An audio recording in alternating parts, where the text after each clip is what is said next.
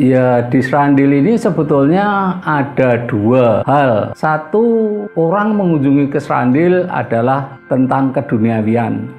Kedua, untuk mencari pencerahan spiritual.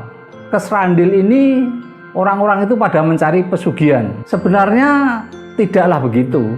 Karena di Serandil ini adalah orang beribadat kepada Gusti Kang Murbeng Dumadi melalui perantaraan Eyang Esmoro dan pangreh gaib yang lain di Serandil. Di Serandil itu yang utama itu ada urut-urutannya. Kita pertama-tama harus menuju ke tempat Syekh Sultan Murahidin. Langkah berikutnya setelah ke Syekh Sultan Murahidin kita adalah ke Eyang Sukmo Sejati. Nah, berkunjung ke situ berikutnya yang harus dikunjungi adalah Nini Dewi Tanjung.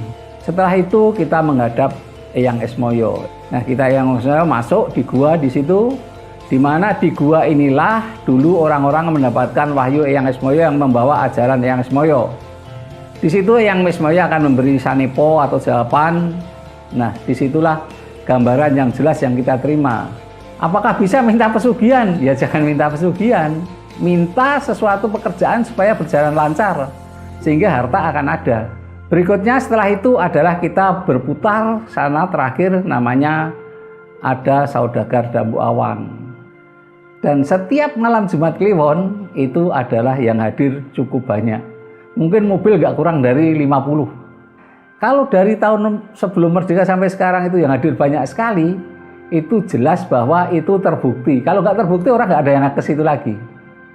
Dan di situ selain itu yang 5 saya sampaikan masih ada 2 hal yang perlu dikunjungi atau tidak, tapi saya kira perlu dikunjungi untuk yang sederhana hidupnya. Satu adalah batu. Di sampingnya itu ada lagi sebuah gua kecil gitu. Kalau kita sebut itu dapur gitu. Berdoa kepada penguasa dapur dunia. Setelah melakukan itu semua adalah ritual berikutnya yang harus dilakukan ada mengelilingi Gunung Serandil. Berlawanan dengan arah jarum jam. Kedua, tidak boleh menyalakan lampu, senter, dan sebagainya. Dan ketiga, tidak boleh berbicara, hanya menyebut apa yang diinginkan supaya diberkahi oleh Tuhan Yang Maha Esa. Jadi kalau dikatakan mencari pesugihan, ya boleh dikatakan, boleh saja. Tetapi bukan pesugihan dalam arti perpikiran yang tidak bagus. Ibaratnya dikasih tuyul atau jin nanti dapat juga, tidak. Jadi itu cahaya ilahi hanya memberikan restu bahwa kamu besok akan seperti ini dan kamu harus lakukan ini. Kalau memang puasa harus lakukan puasa, nanti yang semuanya akan memberitahukan apa yang harus dilakukan puasa dan puasa. Misalnya, nah itu akhirnya akan tercapai apa yang dia inginkan.